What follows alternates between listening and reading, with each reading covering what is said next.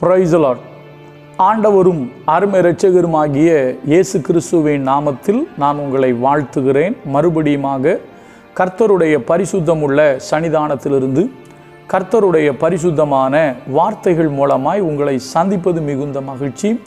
ஆண்டவருடைய பெரிதான கிருபையினால இந்த வாரத்திற்காக கர்த்தருடைய முகத்தை நோக்கி பார்த்த பொழுது கர்த்தருடைய பரிசுத்த ஆவியானவர் எனக்கு தந்த வார்த்தை மெய்யும் பொய்யும்.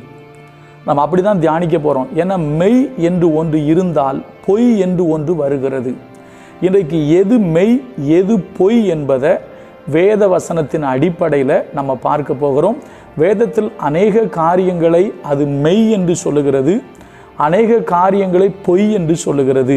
வேதம் சொல்லுகிற மெய்யையும் வேதம் சொல்லுகிற பொய்யையும், எதை பொய் என்று வேதம் சொல்லுகிறது என்பதையும் நம்ம பார்க்க போகிறோம். நான் உங்களுக்கு ஒரு வசனத்தை வாசிக்கிறேன் பாருங்க. எரேமியா தீர்க்கதரிசியின் மூலமாக கர்த்தர் சொன்ன ஒரு அழகான வார்த்தை நான் வாசிக்கிறேன் பாருங்க. எரேமியா 3வது அதிகாரம் 23ஆம் வசனம் ரொம்ப அழகாக இருக்குங்க. எரேமியா 3:23, குன்றுகளையும் திரளான மலைகளையும் நம்புகிறது விருதா என்பது மெய். எப்படி? குன்றுகளையும் திரளான மலைகளையும் நம்புகிறது விருதா என்றால் வீண் என்பது மெய். ஒரு மனுஷன் மலைகளை நம்புகிறான், குன்றுகளை நம்புகிறான், அவைகளில் கடவுள் இருக்கிறது என்று நம்புகிறான். அது வீண் அப்படின்னு சொல்கிறாரு. அப்படி நம்புவது வீண் என்பது மெய். அப்படி சொல்லிட்டு அடுத்த வார்த்தை, இஸ்ரவேலின் ரட்சிப்பு எங்கள் தேவனாகிய கர்த்தருக்குள் இருப்பது என்பது மெய்யே. அப்போ இஸ்ரவேலுடைய ரட்சிப்பு எங்கே இருக்குன்னா நம்முடைய தேவனாகிய கர்த்தருக்குள் இருக்கிறது. ஏன்னா அவர் தான் இரட்சகர், இயேசு கிறிஸ்து தான் இரட்சகர்.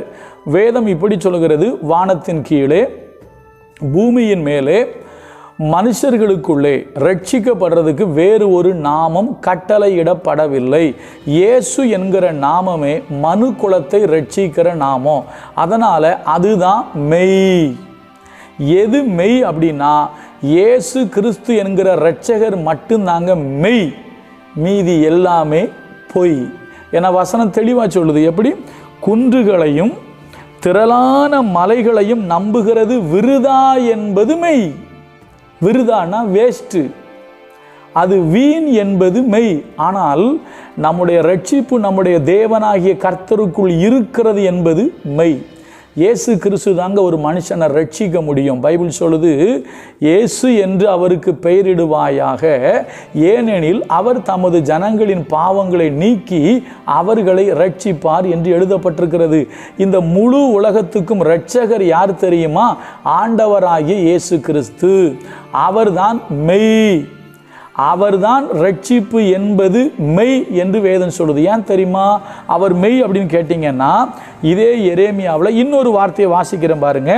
எரேமியா 10வது அதிகாரத்தில் ரொம்ப அழகாக இருக்குது. எரேமியா 10வது அதிகாரம் 10வது வசனம், கர்த்தரோ மெய்யான தெய்வம்.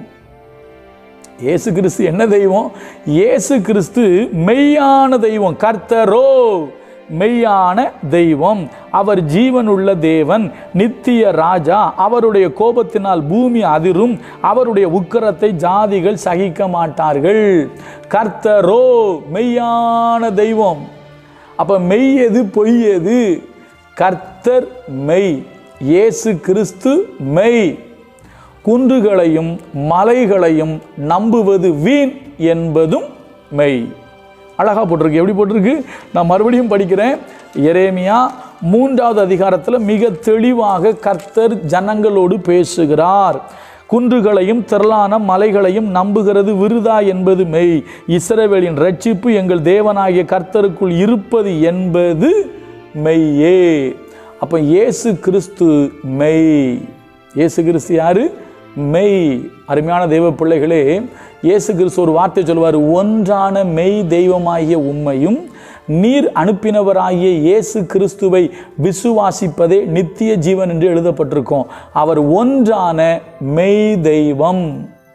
அப்போ மெய் என்றால் ஆண்டவராகிய இயேசு கிறிஸ்து ஒன்றான மெய் தெய்வம். கர்த்தரோ மெய்யான தெய்வம். ஆனால் குன்றுகளையும் மலைகளையும் நம்புவது வேஸ்ட்டு அப்படிங்கிறதும் மெய்யான். நம்புறது வீண் விருதா என்பது மெய் என்று வேதம் சொல்லுது.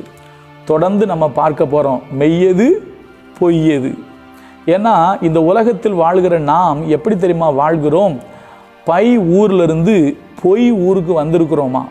இன்னொரு ஊர் இருக்கு, மெய் ஊர், பரலோகம். நம்ம மரணத்திற்கு பின்பு ஒரு வாழ்க்கை வரப்போது பார்த்தீங்களா, அதுதான் நமக்கு மெய் ஊர். சரியா? மெய் என்றால் உண்மை என்று தான் அர்த்தம். தொடர்ந்து தியானிப்போம், கர்த்தர் நமக்கு உதவி செய்வார். மறுபடியும் சொல்கிறேன், நம்ம எல்லாரும் பை ஊர் என்பது தாயினுடைய கர்ப்பப்பை, கர்ப்பத்தில் இருந்தோம். அது பை ஊர்லேருந்து இப்போ பொய் ஊருக்கு வந்திருக்கோம். இப்பொழுது நாம் வாழ்கிற இந்த ஊருக்கு பேர் பொய் ஊர். இனிமேல் போக போகிறது தான் மெய் ஊர். மெய் ஊருக்கு போனோன்னா மெய்யான தெய்வத்தை பற்றி கொள்ள வேண்டும், மெய்யான வழியில் நடக்க வேண்டும், மெய்யான தெய்வத்தை ஆராதிக்க வேண்டும். மெய்யான தெய்வம் ஒருவரே. சரியா? எல்லாருடைய ரட்சிப்பும் அவருக்குள் இருப்பது என்பதுதான் மெய். அவர் ஒருத்தர் தாங்க ரட்சகர், உலக ரட்சகர்.